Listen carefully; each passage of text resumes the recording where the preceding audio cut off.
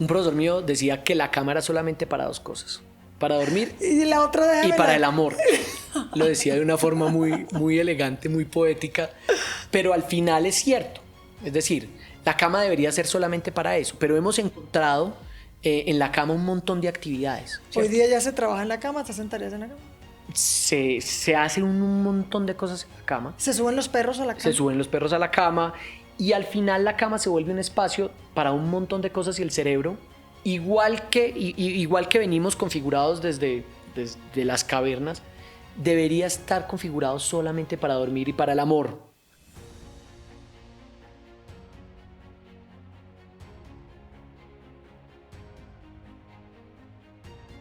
A mí me encantan estas conversaciones en buena onda porque hacen parte de esos seres que conozco en el día a día y que sin duda le suman a la sociedad desde su rol, desde su oficio, desde las empresas que maneja. Y en esta oportunidad voy a hablar con un psiquiatra que yo digo es el único psiquiatra que conozco y que no voy en busca de una cita ni de medicación. Por el contrario, nuestras conversaciones siempre fluyen. Han sido en los aeropuertos, en los eventos donde nos hemos encontrado. Y es maravilloso hoy tener aquí al doctor Felipe Villegas. Bienvenido a esta charla en Buena Onda, doctor. Mimi, no, muchas gracias, qué bueno estar acá en Buena Onda. Esperemos tener una excelente conversación como siempre. Conversaciones como con estos dichos que escuchamos, como ¿para qué dormir si yo cuando me muera voy a tener toda la eternidad para dormir? El sueño me hace menos productivo. ¿O para qué sacrificar mis horas de sueño? ¿O para qué dormir en dólares si voy a otro país? Mejor me la paso despierto, es mejor estar en vela. Y hemos como satanizado el sueño y la calidad del sueño. Ese es nuestro tema, que no te quite el sueño, la calidad de vida, y más bien vamos a tener buenos hábitos. ¿Por qué es importante el sueño, doctor Felipe?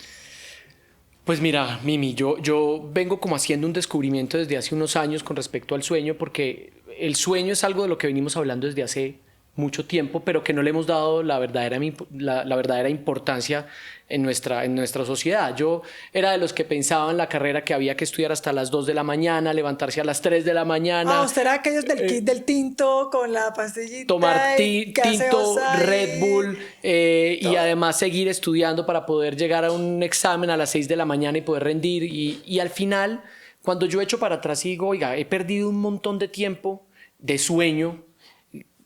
De hecho, era de los que pensaba que para qué dormir si que después de morir nos íbamos a dormir un montón de tiempo y que había que producir porque la vida era muy corta. Después de leer, digamos, en los últimos años mucho sobre el sueño, he descubierto que el sueño se vuelve una parte fundamental de la vida. Una parte fundamental para producir más, para estar más sanos, para estar mejor cardiovascularmente hablando, para estar mejor inmunológicamente y cognitivamente hablando. ¿Y cuántas horas son recomendables para tener esa calidad de vida y ese bienestar que usted menciona aquí? Pues mira, depende de cada persona, pero lo que dicen los estudios es que un recién nacido debería dormir más o menos unas 16 horas. Cuando vamos envejeciendo, en la adolescencia, un poco más allá, estamos hablando de que un adolescente debería estar durmiendo unas 10 horas aproximadamente, y los adultos deberíamos estar durmiendo entre 7 y 8 horas, ¿cierto?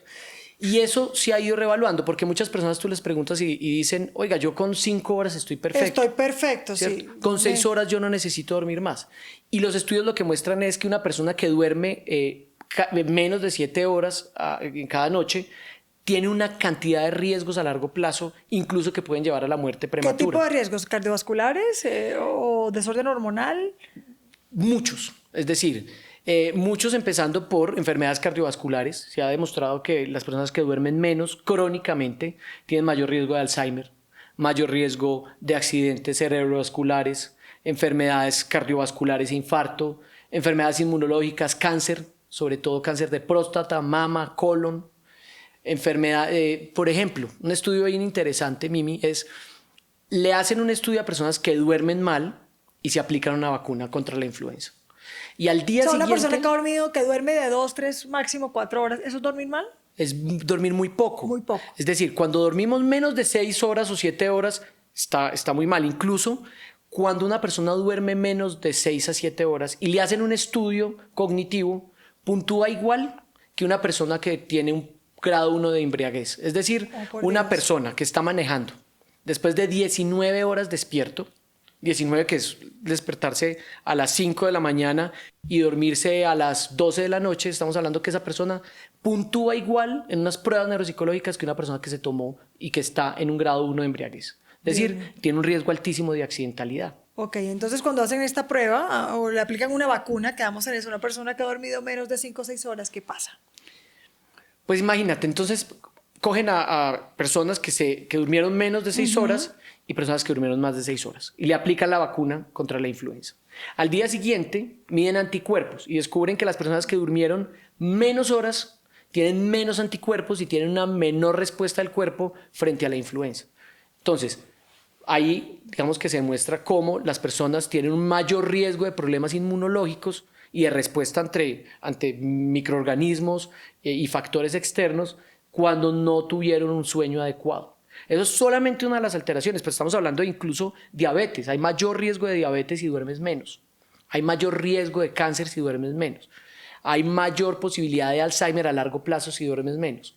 Hay mayor posibilidad de enfermedades sexuales, por ejemplo, y ni hablar de enfermedades como depresión, ansiedad, burnout, etcétera.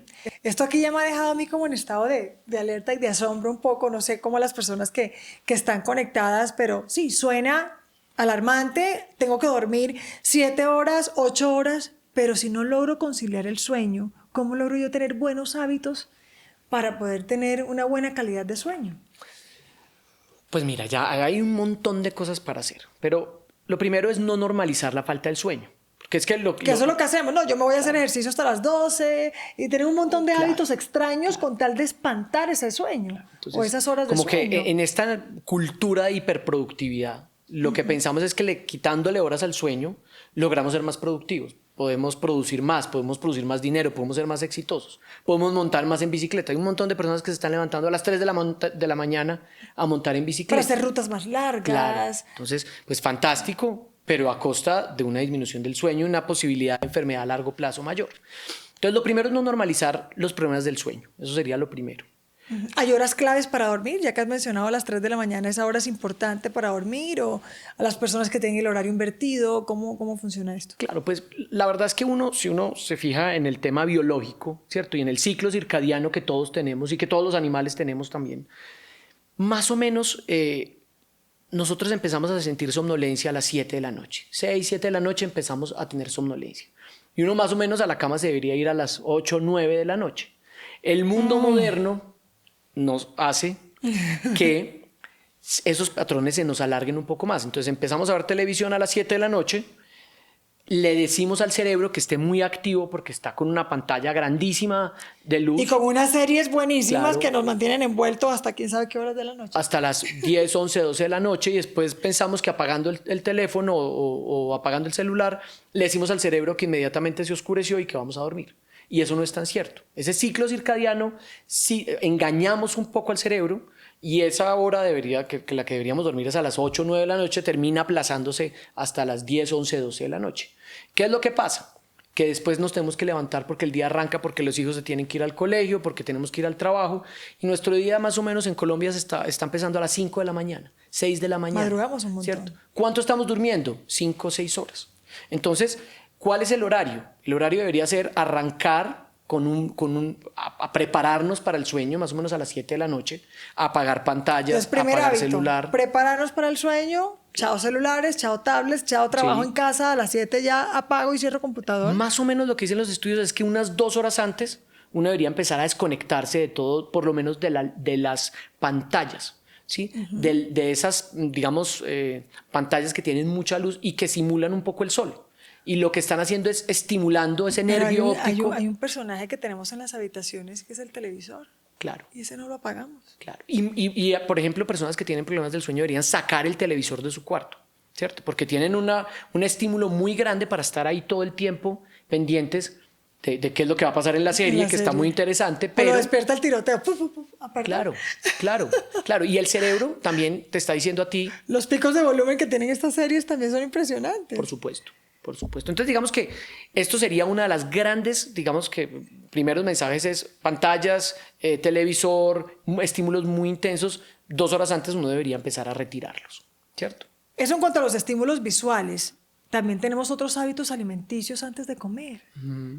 Y eso también es importante. Uno debería estar comiendo más o menos a las 6 o 7 máximo. Si te vas a dormir, ¿a qué hora? Unas 2 horas antes también, ¿cierto? Porque entonces vas a tener un sistema gastrointestinal muy activo haciendo digestión y de pronto le dices, ahora se tiene que dormir, ¿cierto? O a las 8 o a las 9. ¿Sí? Si estamos comiendo a las 9 de la noche, pues tendríamos que estarnos durmiendo más o menos a las 12, 11 de la noche. Entonces, si adelantamos un poquitico la cena, probablemente ahí empezamos a encontrar algunas mejorías con respecto al patrón de sueño.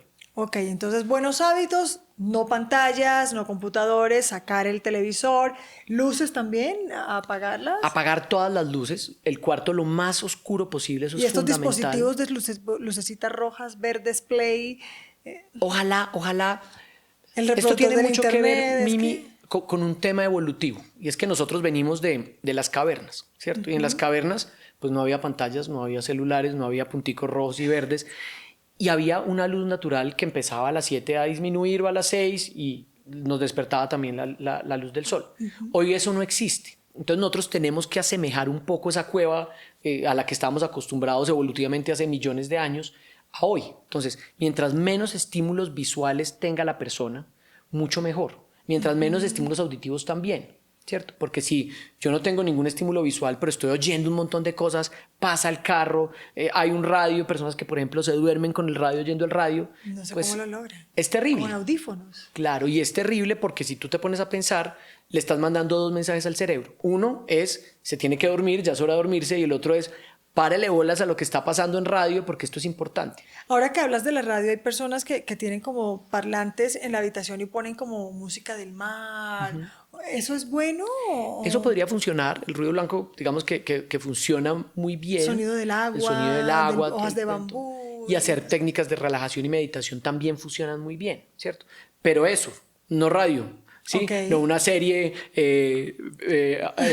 por los audífonos. ¿O un podcast? Un podcast, porque probablemente ni va a quedar el podcast, ni tampoco va a quedar una buena estructura del sueño, una arquitectura del sueño como la que estamos esperando. Entonces, digamos que si vamos a dormir, durmamos.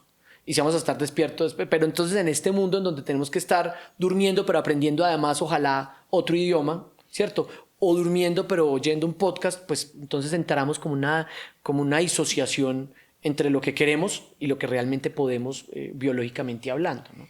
Eso en cuanto a objetos, en cuanto al ambiente de la habitación, en cuanto a simular esa época primitiva, pero hay algo que son los pensamientos, es ese estrés laboral, es el pensar, el mantener la mente que no se puede quedar quieta, es la productividad, cómo hacer para también a la mente decirle, chiquita, tienes que dormir, ya todo está apagado y que esos pensamientos no empiecen a generar un ruido interno, por decirlo de alguna manera.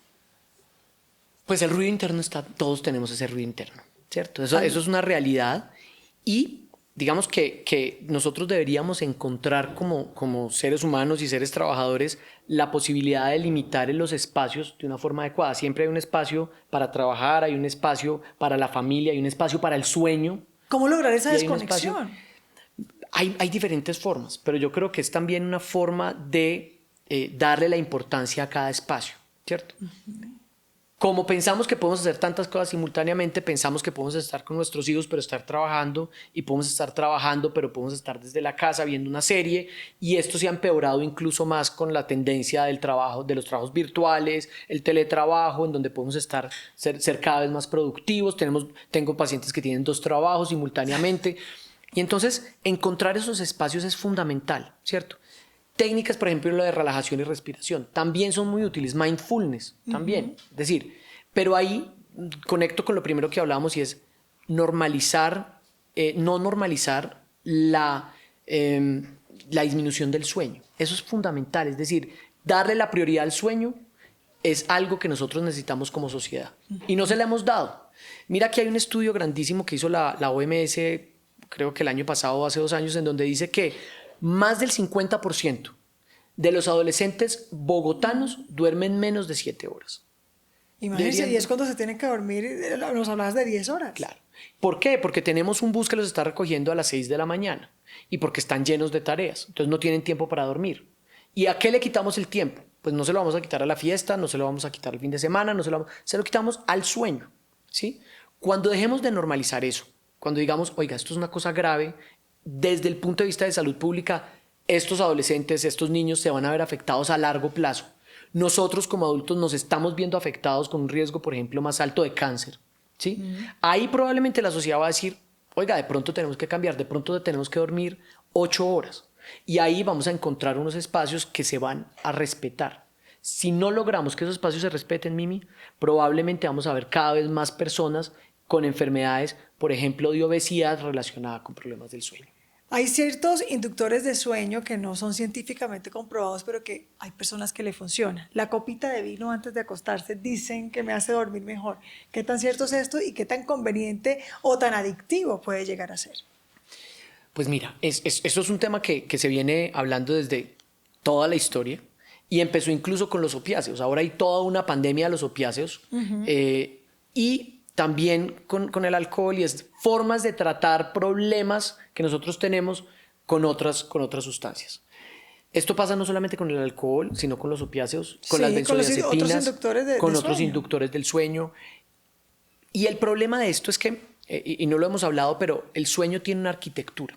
Es decir, cuando antes pensábamos que uno se dormía, apagaba el interruptor y se despertaba, ¿cierto? Y ya, y como que se levantaba bien y todo funcionaba. No soñé nada, no dormí ¿cierto? bien. No dormí bien, pero descansé. La verdad, y lo que pasa durante una noche de 8 o 9 horas, es que hay unos ciclos que llaman REM y no REM, ¿cierto? Okay. Para no entrar en un tema muy profundo, esos ciclos tienen que se repiten a lo largo de la noche, uno cada 90 minutos, ¿cierto? Y en esos sueños, sobre todo en el no REM, nosotros soñamos. Y eso tiene una cantidad de beneficios a nivel cognitivo, a nivel de salud, a nivel de respuesta inmunológica, por ejemplo, para el cáncer. Si esa arquitectura, que es constante en todos los animales y en los humanos, no se respeta, nosotros empezamos a tener enfermedades a largo plazo. Entonces, ¿qué pasa con el alcohol? Conectando con lo que tú preguntas. Y el alcohol destruye esos ciclos, igual que las benzodiazepinas, igual que otros inductores del sueño, igual que los opiáceos. Pero aparentemente la persona está dormida. Evidentemente la persona está noqueada, ¿sí? Ajá. Pero no está durmiendo adecuadamente. Y esa arquitectura se destruye. Entonces, ¿qué pasa? Que la persona se levanta y dice, yo no dormí bien, yo dormí 8 horas, pero no descansé. Yo no soñé, ¿sí? ¿Y qué pasa? Que al otro día se puede tomar 2 copas de vino y dice, no soñé y no descansé. Y ya una semana así, y la persona realmente está noqueada 8 horas, pero no tiene esta arquitectura del sueño. Cuando no logramos, como seres humanos, tener esa arquitectura del sueño adecuada, a largo plazo vamos a empezar a ver enfermedad. ¿De qué? De cualquier tipo. Y entonces el alcohol se vuelve un riesgo altísimo para las personas que creen que realmente están durmiendo con la copita de vino o con la copita de whisky. Me funciona perfecto, dice. Y efectivamente las personas se acostumbran como se pueden acostumbrar a una benzodiazepina. Pero no es lo correcto. No es lo correcto. Y de hecho, digamos que la medicina ha utilizado muchos medicamentos para el sueño, de los cuales creo que muchos somos críticos. Hay unos que son fuertísimos, que hasta dolor de cabeza al día siguiente, como que la cabeza Claro. amanece. Claro, y tiene que ver mucho con eso. Y tú te tranquilizas, evidentemente, tú duermes, y si lo tomas muy de vez en cuando, pues probablemente no va a generar un daño. Pero en un vuelo de 9 horas donde la persona no puede dormir. Probablemente no va a haber mayor problema, pero cuando se vuelve un problema, digamos, un medicamento que estás utilizando ya como hábito, tienen grandes problemas. Uno es dependencia, es decir, tú necesitas el medicamento para tener el mismo efecto que tienes normalmente, el cuerpo te lo pide. ¿Y pide más o te quedas con la misma dosis? ¿O ya va Usualmente aparece la abstinencia, y es que cuando lo dejas de tomar, el cuerpo te empieza a pedir fisiológicamente ese medicamento y tienes tolerancia. Y es eso que tú dices, y es cada vez necesitas dosis más altas para lograr el mismo efecto. Entonces, ¿son medicamentos buenos? Son excelentes, son tan buenos que se pueden volver en un problema a largo plazo. Entonces, el mensaje un poco es, tenemos que tratar de quitar todos estos medicamentos, incluyendo, por supuesto, el alcohol, del patrón de sueño normal. Si no lo hacemos a largo plazo, vamos a tener unos serios problemas para lograr un patrón de sueño normal. Se habla de patrón de sueño y también se habla de microsueños. Hay personas que durante la noche tienen microsueños. ¿Cómo se maneja esto? sea, sueños de 2 horas, se despiertan 2 horas y hay una que no hay, creo que todo lo que tú nos explicabas del REM y no REM no Sí, se da. sí. Es interrumpido. Pero cuando nosotros hablamos sobre todo de microsueños, ocurre, por ejemplo, cuando tú tienes una deprivación de sueño, ¿cierto? Entonces, es la persona que, y esto pasa mucho, es un estudio bien interesante, se levantan a las 5 de la mañana, como cualquiera de nosotros, trabajan todo el día, salen de rumba, y a las 12 de la noche no se han tomado un trago, ¿cierto? Ahí ya van más o menos unas 19 horas que estás despierto, no te has tomado nada, solo café y de pronto nada, no te has tomado nada, agua, has tomado agua y sales a manejar. En ese momento el cuerpo te está pidiendo sueño, porque es que biológicamente necesitamos sueño. O sea, esto de yo no necesito dormir porque es que yo soy un superhombre que, o una supermujer que yo a no mí no me necesito hicieron el sueño. durmiendo, hay que ¿cierto? producir, y yo aguanto, yo tengo energía, vitalidad. ¿Cierto? Entonces, esa persona que lleva 19 horas sin dormir tiene un riesgo igual de grande que la persona que estuvo tomando trago hasta un grado 1 de embriaguez. Es decir, se puede accidentar. ¿Y qué es lo que hace ahí? Un microsueño. Y es que el cuerpo empieza a pedir sueño y de pronto se desconecta. Te duermes, haces un microsueño y ahí es donde ocurren los accidentes. ¿Cuántas personas hacen microsueños, por ejemplo, en Estados Unidos? 33% de los conductores tienen una disminución crónica del sueño y están conduciendo una tractomula en Estados Unidos. Mi pregunta iba porque también hay personas que durante la noche, aún haciendo estos hábitos de sueño, tienen microsueños, no tienen un sueño profundo. Claro, entonces tienen despertares. Entonces tienen un sueño superficial, ¿cierto? No logran profundizarse y de pronto cualquier estímulo los despierta. Y eso puede ocurrir por muchas razones. Es decir, las causas de los problemas del sueño son múltiples, ¿cierto? ¿Las más comunes cuáles son, Las más doctor? comunes, por ejemplo, pueden ser una ansiedad muy importante. Si tú estás muy ansiosa, tienes un sistema nervioso completamente activo y en cualquier momento, digamos, te dicen cualquier cosa, saltas y estás pendiente de qué es lo que va a pasar. La ansiedad de alerta. o la depresión, ¿cierto? ¿Qué otra de las cosas más frecuentes? Un SAOS, un síndrome de apnea del sueño. Y esto es súper, súper frecuente. Esto es algo que cada vez se estudia más, lo estudian mucho los psiquiatras, los neurólogos, los neumólogos también. Y es unos problemas sobre todo en la vía respiratoria que implica que las personas tienen dificultades para entrar aire, ¿cierto? Roncan, usualmente son personas obesas de cuello corto y tienen un sueño muy superficial. Hacen apneas del sueño, síndrome de apnea del sueño, y esto hace que todo el tiempo se estén despertando. Hacen apneas 60, 50 veces en un minuto, ¿sí? Y esto hace que necesiten sistemas que se llaman un CPAP, para que tengan mejor patrón de sueño. Entonces, solo te digo, digamos, dos de las más grandes trastornos del sistema nervioso central, ¿sí? Patologías mentales o un síndrome de apnea del sueño. Pero hay muchas más. Es decir, incluso medicamentos. Hay muchos medicamentos que pueden producir esto. Un exceso de cafeína. Ok. ¿Cierto? Si estás tomando mucha cafeína, puedes tener problemas del sueño en la noche. Estas bebidas energizantes también. Por supuesto. Wow. Bueno, definitivamente el sueño es importante y aquí estamos conversando en buena onda. ¿Qué decirle, doctor, a esas personas que no ven el sueño como algo necesario, sino como, ¿para qué voy a gastar o desperdiciar el tiempo durmiendo? Esos son frases comunes. Pues mira, yo era uno de esos. Es decir, yo como empezamos... Bueno, qué bueno que usted hoy nos está contando parte de su intimidad. Y parte es como hacer consciente la importancia del sueño. Es decir, estamos corriendo en un mundo en donde tenemos que hacer un montón de cosas, pero probablemente las estamos haciendo mal, ¿cierto? Entonces, no sé, tenemos que hacer mucho ejercicio, ¿cierto? Porque tenemos que estar saludables, ¿cierto? Para nuestros hijos. Y tenemos que estar saludables a largo plazo. Para los 80 o 90 años tenemos que estar saludables. Entonces tenemos un grupo muy grande de personas que están haciendo ciclismo desde las 3:30 de la mañana, atletismo desde las 4, y está muy bien. El ejercicio es espectacular para muchas cosas, para todo. Pero ¿qué es lo que está pasando? Que estamos borrando lo que estamos haciendo durmiendo menos. Entonces, una persona que se acuesta a las 10 de la noche y se levanta a hacer ejercicio a las 3 de la mañana no está durmiendo. Pues no está durmiendo nada. Y está siendo menos productivo en su trabajo y está siendo menos efectivo en su ejercicio. ¿Por qué? Porque si tú no duermes bien, tienes mayor posibilidad de lesionarte, ¿cierto? Claro. Si tú no duermes bien, eres menos efectivo en tu ejercicio. Por ejemplo, Hay un estudio que cogen estudiantes de la Universidad de Stanford y los ponen a dormir más de 10 horas. Y les ponen a hacer tiros de básquetbol y se vuelven 9% más efectivos solo por dormir más que los que dormían menos. Es decir, ¿quieres estar mejor en el ejercicio? Duerme mejor. ¿Quieres estar mejor en tu trabajo? Duerme mejor. ¿Quieres estar mejor de salud a largo plazo? Duerme mejor. Es decir, los estudios son enormes en diferentes países, es demasiado evidente. Entonces, estamos acelerándonos demasiado, cosa que además nos lleva a nuevas enfermedades mentales, ¿sí? Y no le estamos dando la importancia al sueño. Cuando le damos la importancia al sueño y vemos esto, los resultados son muy rápidos. Empezamos a ver resultados rápidos, no en años. Empezamos a ver resultados en semanas.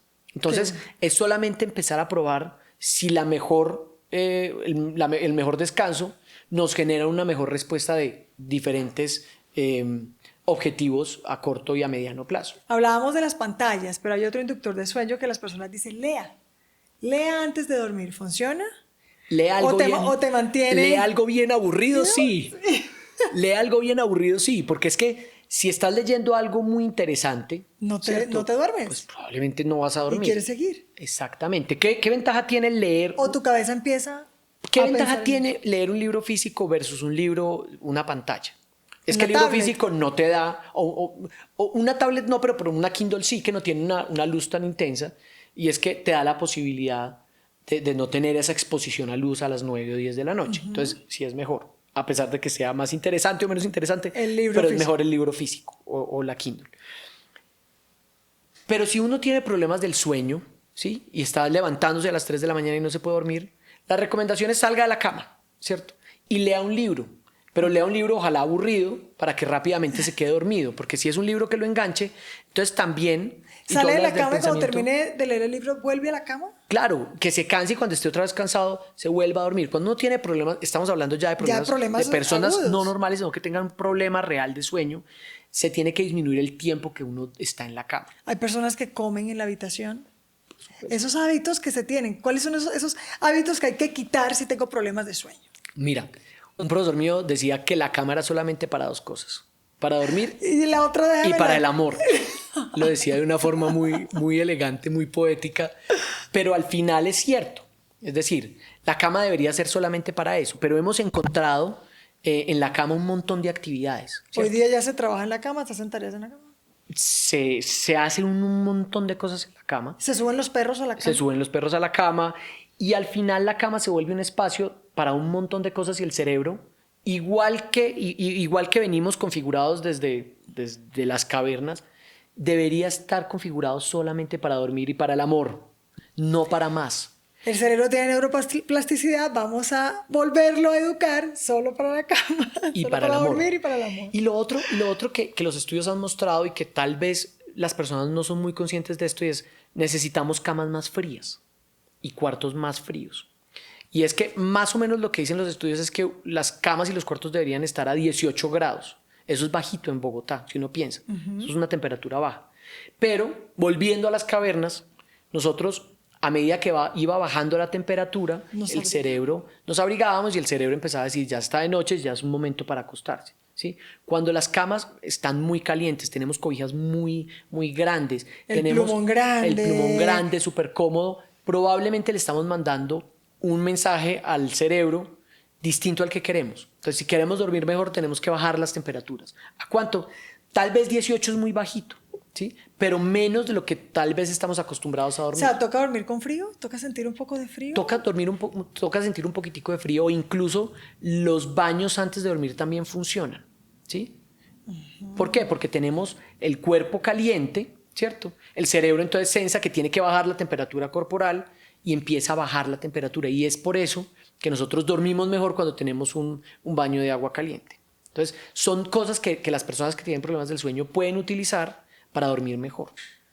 Que es recomendable hacer ejercicio antes de dormir. Hay personas que dicen, no, yo hago ejercicio a las 9, 10 de la noche, 8 de la noche. ¿Esto te deja activo o te prepara para el sueño?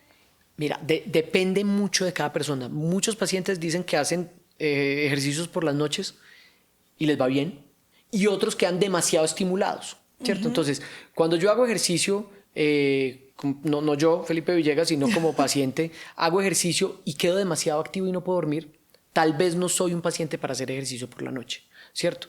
Lo mismo, deberíamos hacer ejercicio más o menos 2 horas antes de dormir. Pero si estamos esperando hacer ejercicio a las 10 hasta las 12 y dormirnos a las 12, pues probablemente y después empezamos come algo, ¿no? Se toma la malteada después de hacer el ejercicio. Entonces, para la masa muscular ahí pues... Lo ideal sería hacerlo en la mañana, el ejercicio lo ideal sería hacerlo en la mañana, pero hay personas que lo hacen en la noche y les va bien. Y además en este mundo en donde a veces no podemos escoger si lo hacemos en la mañana, en la tarde o en la noche, ¿cierto? Y cada cuerpo es distinto también, cada organismo reacciona diferente. Exactamente, entonces yo creo que un poco el mensaje es hay que hacer ejercicio, sí. El ejercicio es de verdad la mejor medicina que existe, tanto para enfermedades cardiovasculares como para enfermedades osteomusculares, como para enfermedades mentales. Y para el sueño ni hablar. Pero tenemos que regularnos también. ¿Cuál es el ejercicio que necesitamos? Pues depende. El cardiovascular puede ser útil, levantar pesas puede ser útil, pero también hacer yoga y hacer algo que nos baje un poquitico esos niveles de estrés por la noche nos puede servir. El mensaje es hágalo y vaya probando cuál es el mejor horario para usted. Está muy de moda todo lo que sea homeopático y natural. Estos inductores de sueño naturales que tanto funcionan. Hay unos que son de plantitas y entonces este me funcionó a mí, no es tan nocivo. Pues esto es un territorio bien grande y por explorar. Los estudios grandes que he leído no muestran mayor efectividad. Lamentablemente uno quisiera encontrar algo es cuestión de fe. Fuera, te hace dormir es porque tiene mucho que ver con placebo. Se ha estudiado mucho la valeriana, pero los resultados son mixtos, es decir, no pareciera que fuera muy efectivo, sobre todo para casos moderados a graves, muy poca efectividad. El magnesio en algunos casos ha funcionado, en otros no. Parece que en personas mayores puede funcionar mejor que en los jóvenes. La melatonina sirve sobre todo para personas que viajan, tienen viajes y alteraciones del ciclo circadiano. En esos casos de pronto puede tener una utilidad. También en personas que les cuesta mucho dormir al principio de la noche, pero tienen una vida de media de 2 horas, es decir, dura muy poquito.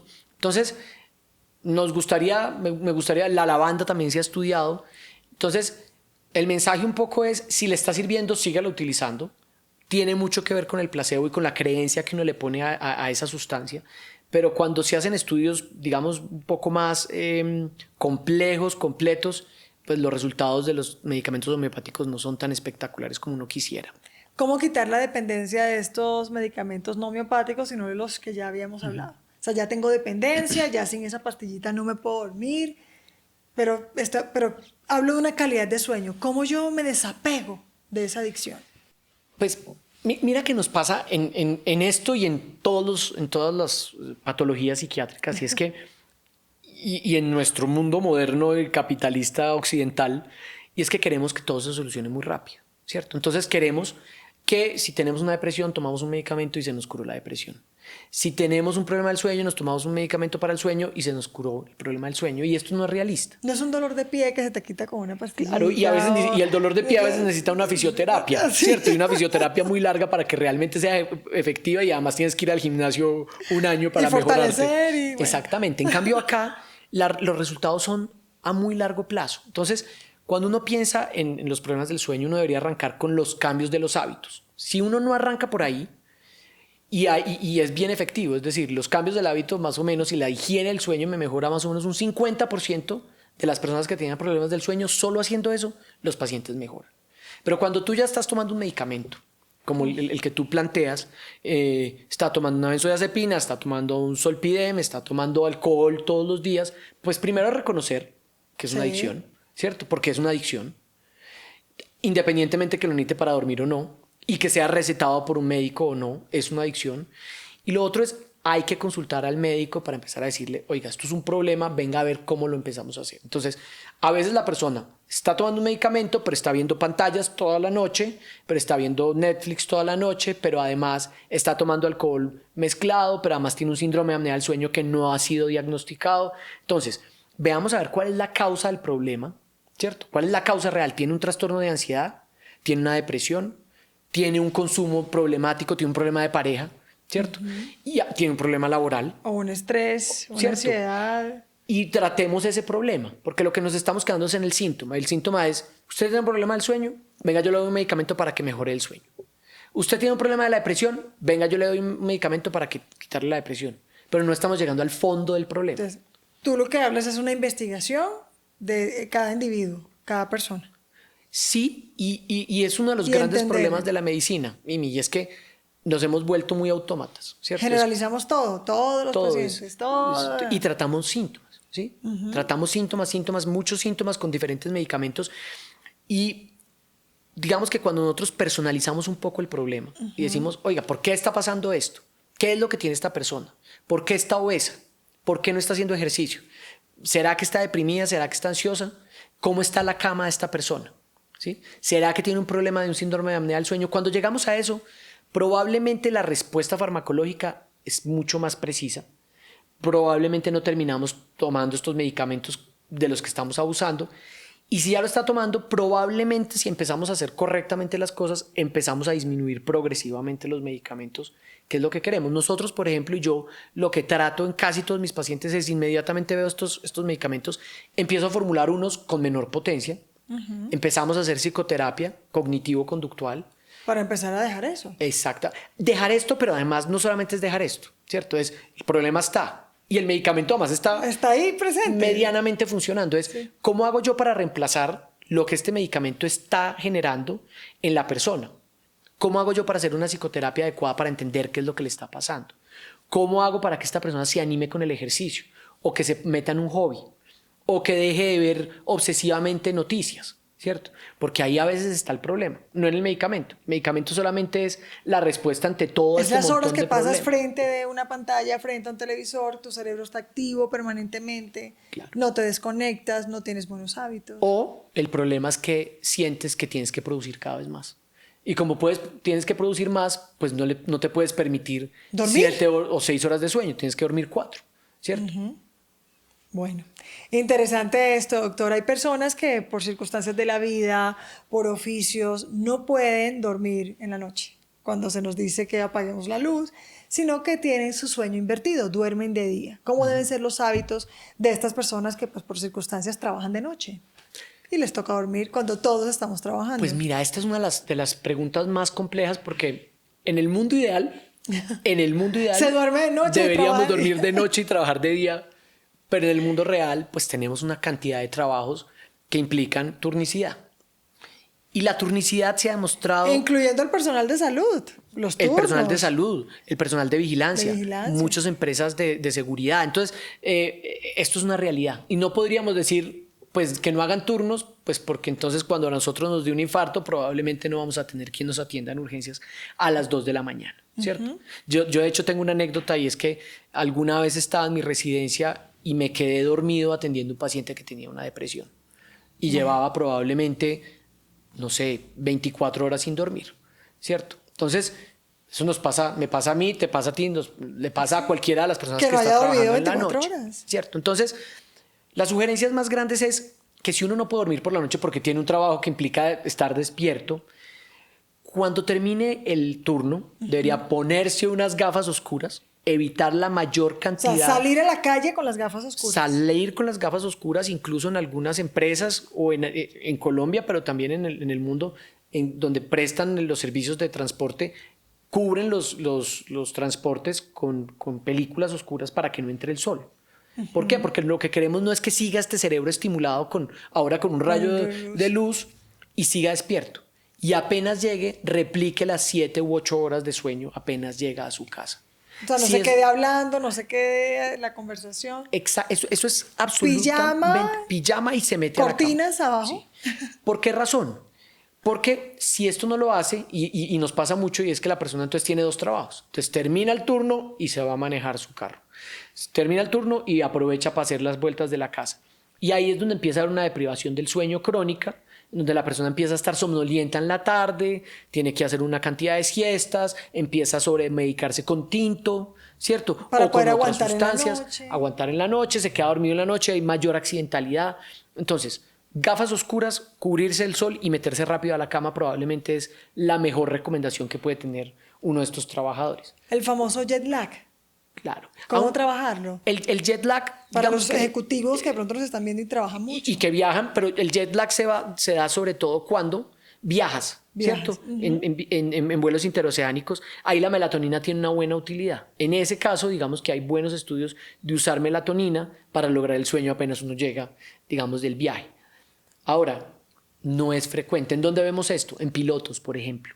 Los pilotos sí pueden tener problemas de este tipo, aunque los que hacen vuelos interoceánicos tienen mayor tiempo de descanso. Entonces ellos se logran organizar un poco.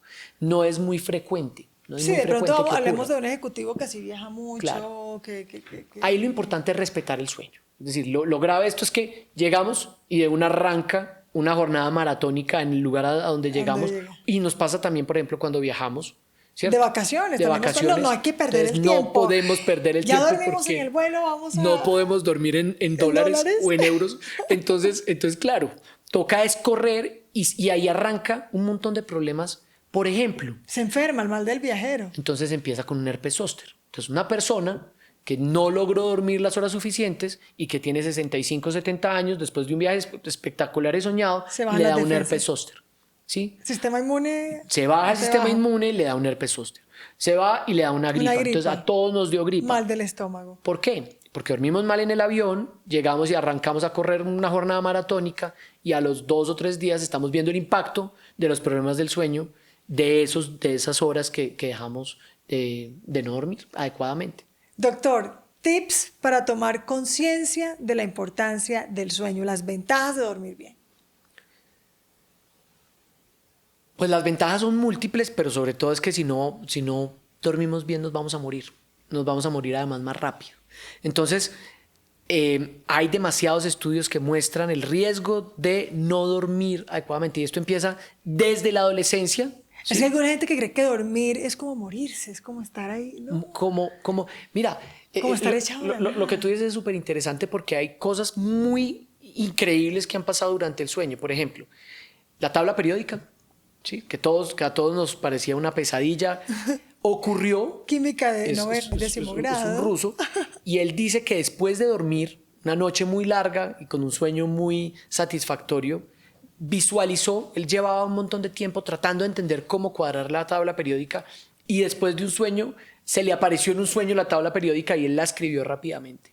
Es la historia de la tabla periódica. O Paul McCartney, con la canción Yesterday, que es la canción más conocida probablemente de la historia. Él dice que él se soñó la historia, se levantó y empezó a tocar en el piano una canción que era esa canción, ¿sabes? Entonces, queremos ser más creativos, hay que dormir mejor. Queremos ser más productivos y tener mayor productividad en mi ejercicio porque es lo que más me gusta. Duerma más. Queremos tener una mejor relación y ser más empáticos. Duerma más. Ahora que está tan de moda todo el tema metabólico, ¿cierto? Y todo el tema de la obesidad, que lo estamos tratando a punta de medicamentos también, ¿cierto? También muy cuestionable. Duerma más. Se ha demostrado que las personas que duermen mejor tienen mejores hábitos de alimentación y disminuyen de peso más rápido que los que no están durmiendo. Entonces, hay que concientizarnos que dormir es fantástico. El cerebro está activo, físicamente te ves mejor, no te ves demacrado, estás lúcido para tomar cualquier tipo de decisión. Es decir, son tantos los beneficios y tenemos que ser como unos evangelizadores de los beneficios del sueño que probablemente se cae de su peso no dormir, ¿cierto? Y los resultados son tan rápidos y tan evidenciables. No estamos hablando de vamos a demostrarles que en 10 años ustedes no van a tener cáncer. Pues esto es muy difícil de demostrarlo. Pero probablemente en una semana de buen sueño les va a estar yendo mejor a los estudiantes en sus exámenes. Les va a estar mejor yendo a los trabajadores en sus trabajos, en su productividad. Van a tener unas mejores relaciones de pareja. Entonces, digamos que arranquemos con los hábitos y es muy fácil. Ahí están los 10 mandamientos del sueño. Lo pueden buscar en Google, lo pueden buscar en cualquier lugar. Y si nosotros aplicáramos esto, probablemente el 50% de las personas... Deme 5 de esos 10 mandamientos, doctor. No pantallas. Ajá. Regularidad, eso es clave. Siempre al mismo tiempo. No podemos estar despertándonos todos los días a las 6 de la mañana y los fines de semana a las 10 de la mañana porque es que qué bueno que... Entonces, la regularidad es clave. ¿De domingo a domingo? Sí. ¿Siempre a la misma hora? Sí, siempre a la misma hora. ¿Y los hábitos de baño, desayuno, todo igual? Todo idealmente también, porque es que esto es un ciclo circadiano. Entonces estás acostumbrando a tu cerebro unos días a dormirte a las 10, otros días a las 8, otros días a las 2 de la mañana y levantarte a una hora diferente, pues eso va a generar una confusión muy grande en el cerebro. La cama para el amor y para el sueño, ¿cierto? Sí, comer clarísimo. Antes de las 2, el ejercicio es muy importante. Comer 2 horas antes de dormir. 2 horas antes de dormir. Los estímulos visuales de los que hablamos, todo oscuro, la cama más fría. Yo creo que con esto. Y ahora que venden unas colchitas que se conectan y la gente entre más calorcito. Claro, pero también están vendiendo los colchones que se enfrían. Entonces esto se vuelve interesante porque también está ahí, son costosísimos, pero espera uno que en un futuro lleguen a un precio más asequible en donde cada uno cuadra la temperatura de su colchón, digamos relacionado con el gusto que uno tiene para dormir y la temperatura que uno necesita para dormir. Entonces, digamos que ahí vamos mejorando en el sueño, no obsesionarse con el sueño. Yo creo que eso es clave también, porque también entonces volteamos de el sueño no es importante a por reloj tenemos que dormir 9 horas y si no dormimos 10 horas hay mucha angustia y tenemos que tratarnos esa angustia porque entonces esto debería ser algo mucho más natural. Cuando se vuelve algo natural, probablemente volvemos a lo que deberíamos estar durmiendo en este momento, que son 7 a 8 horas, dándole la importancia fundamental a eso que es el sueño. Más bien que los sueños que te mantengan despierto sean esas metas, esos propósitos y esas ganas de vivir. Total. Gracias, doctor, por compartirnos este tema en este podcast. ¿Y a usted qué lo desvela o qué le dan ganas de soñar? ¿Cuáles son sus sueños? A mí me dan ganas de estar mucho con mis hijas, de disfrutarme el tiempo con mis hijas, de hacer mucho ejercicio, de seguir hablando sobre estos temas, sobre el sueño, sobre cosas, Mimi, que no le damos la importancia, pero que probablemente son la mejor medicina, mucho más que una buena psicoterapia, mucho más que un buen medicamento, sino estas cosas que están ahí, que siempre han estado ahí guardadas y que no le hemos dado la importancia como sociedad. Se sueña después de dormir bien. Sí, totalmente. Gracias por estos tips que son en muy buena onda, ya lo saben. Que los sueños, las metas se conviertan en realidad, pero que ese descanso sea totalmente permitido. Se vale la pena dormir. No es que hay que ser productivos y vivir en estado de alerta. No, hay que descansar, hay que tener calidad de sueño de 7 a 8 horas, como nos decía el doctor. Estas conversaciones y estos temas las vamos a hablar aquí en Buena Onda. ¿De qué otro tema quieres que hablemos? Déjanos tu mensaje. El doctor Felipe tiene redes sociales también. Sí, LinkedIn sobre todo es lo que más utilizo. Felipe Villegas Salazar, ahí me encuentro. Si lo quieren consultar, Felipe Villegas Salazar, él está contestando también sus redes sociales para hablar de estos temas de salud mental, de todo lo que tiene que ver con el ser, el hacer, el crecer y la calidad de vida de las personas. Nos veremos en un próximo podcast. Chao. Chao.